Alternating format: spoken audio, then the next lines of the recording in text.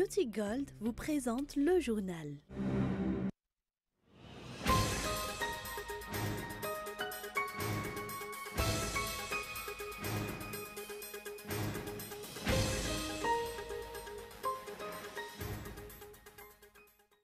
Le président de la République a mis en place de nouvelles mesures pour lutter contre la corruption. Ces mesures vont être priorisées et renforcées au niveau des secteurs les plus affectés. D'après un membre de la société civile, l'éducation citoyenne contribue fortement à la lutte anti-corruption. Hier, dans la soirée, le Premier ministre a effectué une descente dans quelques quartiers de la capitale. Les laissés-aller en matière d'application de la loi ne seront dorénavant plus tolérés. Les choses se précisent au Venezuela. À 2 jours de l'arrivée des aides humanitaires, le président autoproclamé par intérim repartira avec une partie de ses partisans, d'où les syndicats des transporteurs routiers qui viennent d'offrir leur aide.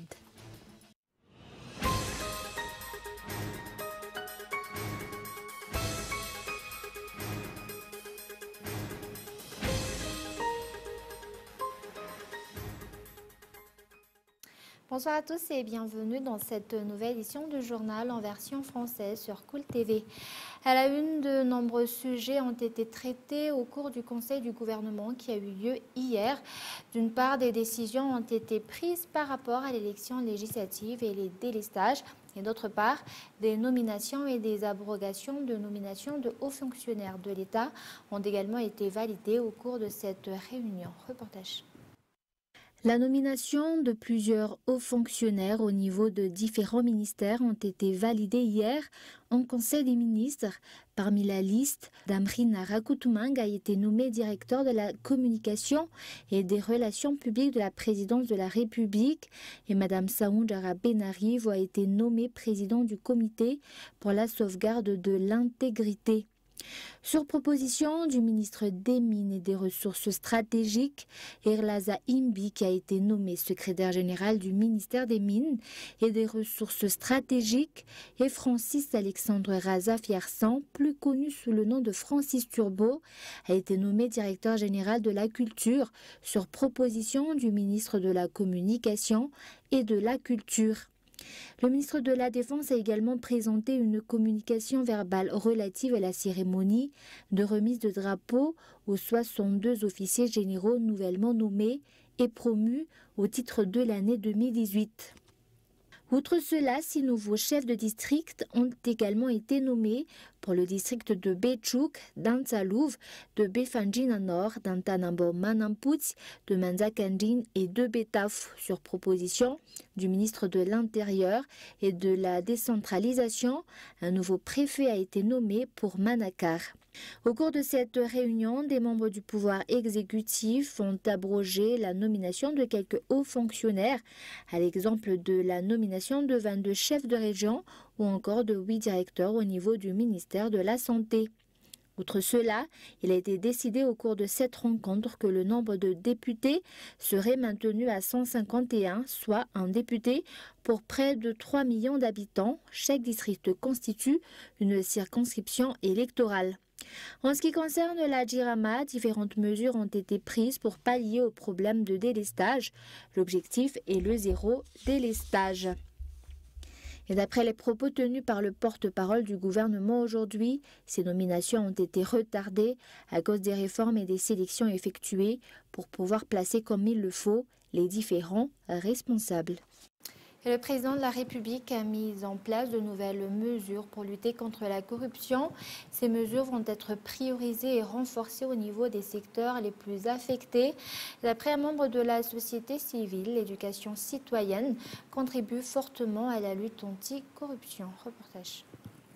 D'après le dernier communiqué publié par Transparency International pour l'année 2018, l'indice de perception de la corruption pour Madagascar est de 25, ce qui le classe à la 152e position sur 180 pays. La grande île a encore un long chemin à faire en matière de lutte contre la corruption, raison pour laquelle de nouvelles mesures vont être mises en place sur décision du chef d'État pour lutter contre la corruption. Dans cet axe, un nouveau responsable pour diriger le comité de sauvegarde de l'intégrité a été nommé, une entité qui aura la charge de sécuriser les concours d'entrée dans la fonction publique. Il est également important de prioriser et renforcer la lutte contre la corruption dans les marchés publics, les collectivités territoriales décentralisées, les services fonciers, la justice, l'éducation et l'environnement, ces secteurs étant les plus touchés à raison de 90% des cas de corruption notés. Outre cela, la lutte contre la corruption est également une affaire d'éducation citoyenne.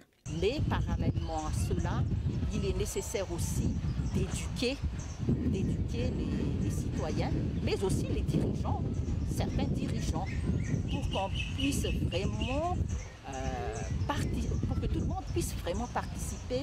Nous, KMF Chloé, Éducation des citoyens, nous demandons, nous exigeons de la part des dirigeants aussi l'éducation pour que tout le monde agisse en citoyen responsable de cette nation. Les démarches pour la lutte contre la corruption ont commencé. D'après les ordres du nouveau chef d'État, ces mesures doivent être mises en place en 3 mois dans les administrations publiques. Une cellule anticorruption doit également être mise en place au niveau de chaque ministère au cours de ces 3 mois. Et toujours sur ce sujet, aujourd'hui, le Bureau indépendant anticorruption a lancé 2 avis de recherche à l'encontre de Oulnyarivou Rasouloufson et Bruno Clément Rasouloufounzatouf. Ils sont impliqués dans des affaires de détournement de fonds, de blanchiment d'argent et de faux et usage de faux. Une demande de recours de la force publique en vue de recherche et d'arrestation en vertu de la loi numéro 2016-020 du 22 août 2016 sur la lutte contre la corruption. Et comme nous l'avons annoncé dans les titres hier, dans la soirée, le Premier ministre a effectué une descente dans quelques quartiers de la capitale. Les laissés-aller en matière d'application de la loi ne seront dorénavant plus tolérés. Et pour restaurer la sécurité, certaines mesures prises auparavant vont de nouveau être appliquées, à l'exemple de la fermeture obligatoire des bars à partir d'une certaine heure. Reportage de Gaëtan Andriamslav. Le chef du gouvernement a décidé de prendre des mesures pour rétablir la sécurité au sein de la Grande Île. Dans cet axe, le nombre d'agents des forces de l'ordre responsables des rondes de jour comme de nuit va être revu à la hausse et des mesures ont été mises en place pour réduire au maximum les actes de banditisme. Hier, le Premier ministre a effectué une descente depuis Indavamamb jusqu'à Anoussat en passant par le marché d'Anouspé. Le Premier ministre s'est ainsi entretenu avec les agents de sécurité au niveau du marché d'Anouspé et les comités de vigilance par quartier. Après cela, il est passé par Ambouipou, puis Ankatsu, où il a pu constater un bar encore ouvert après 21 heures, heure de fermeture établie par la loi. Après sa tournée, le chef du gouvernement a déclaré qu'il fallait remettre en application toutes les mesures mises en place pour réduire l'insécurité et les actes de banditisme. Les suivis vont être stricts. Je suis confiant que ce dispositif puisse marcher et c'est pourquoi j'aimerais remercier effectivement les 3 forces par rapport à ce dispositif. Ce qui est essentiel pour nous aujourd'hui, c'est de vérifier que les dispositifs marchent sur le terrain et qu'on puisse aussi corriger toutes les questions relatives à la coordination. Nous avons vu également des infractions par rapport à la nécessité justement de fermer les bars à des heures tardives comme actuellement. On est déjà à minuit, alors qu'il y a encore des bars qui sont ouverts et que heureusement, nous avons aussi vu la prise en main de la sécurité aussi à travers la collaboration, à travers le comité de vigilance aussi au niveau des quartiers. Et nous espérons que nous sachions tirer des leçons à partir de cette visite pour mieux coordonner les actions, pour mieux se connecter justement pour avoir des résultats plus efficaces. Outre la fermeture des bars, la possession de cartes d'identité nationale pour ceux qui se retrouvent encore dans la rue en pleine nuit et le respect du silence et des autres en pleine nuit sont également exigés. L'actualité sociale à Madagascar, un ordre des psychologues a été mis en place. Cet ordre a été établi officiellement le 26 novembre dernier, une mesure prise principalement pour lutter contre l'imposture qui pourrait nuire aux personnes faisant appel aux compétences de ces analystes. Reportage. À Madagascar, encore peu de personnes font appel au service de psychologues, ces derniers qui aident à faire face aux divers problèmes psychologiques et autres comportements qui peuvent détériorer les relations d'une personne avec son entourage. Ce n'est pas un travail à la portée de tous pour devenir psychologue. Il faut suivre une certaine formation. Actuellement, à cause des nombreuses impostures dans ce métier, l'ordre des psychologues a été créé. Le tarif de ces analystes varie de 30 000 à 140 000 arrières. Il existe également des psychologues d'État dont la consultation est gratuite. Actuellement, nous sommes 17 psychologues qui travaillent dans divers domaines, donc, qui sont dans le public ou dans le privé. Donc les prix varient de 30 000 arrières à 140 000 arrières. Mais pour les psychologues fonctionnaires, le public peut venir gratuitement.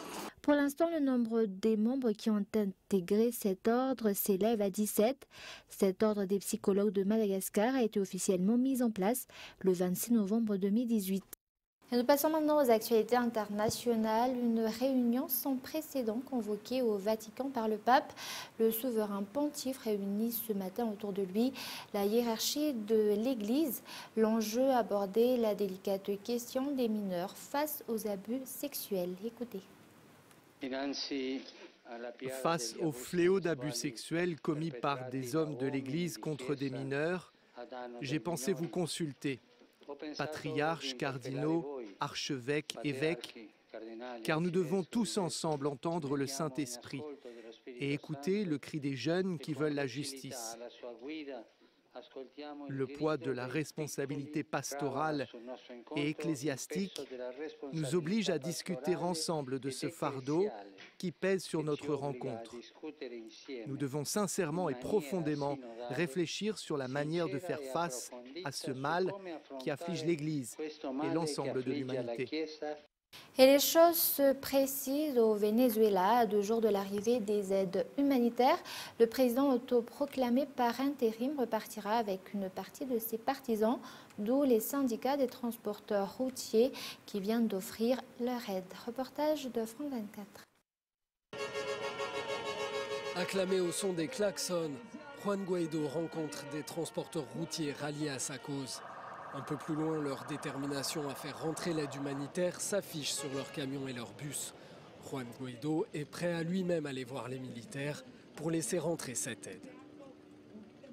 Le 23, nous irons à tous les postes militaires pour demander que l'aide humanitaire soit admise, qu'ils nous permettent d'aider à sauver des vies dans notre pays et que nous ouvrions un corridor humanitaire.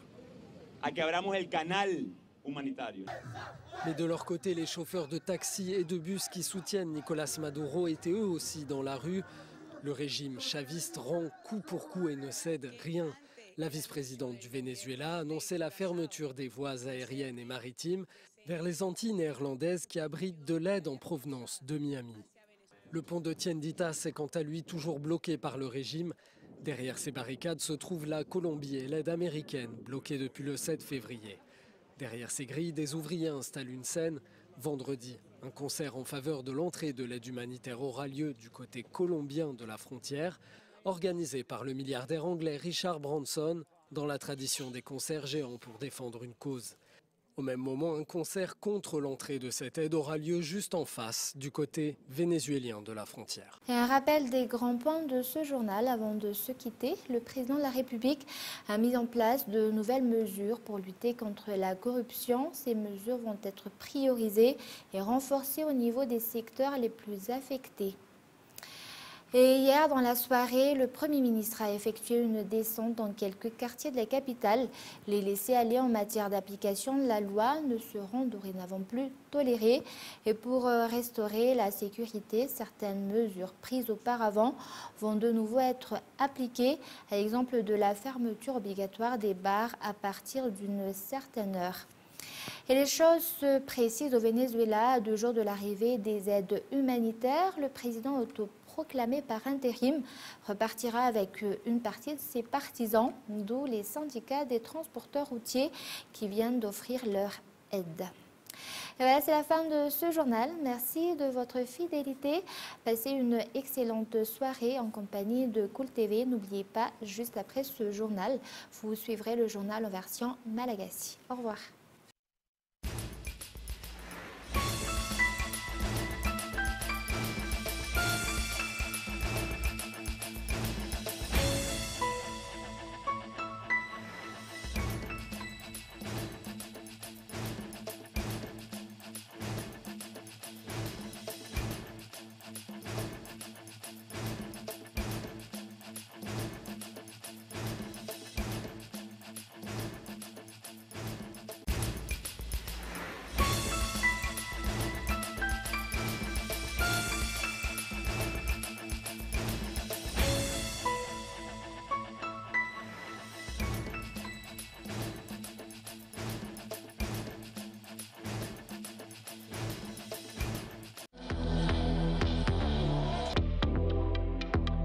Le journal vous a été présenté par Beauty Gold.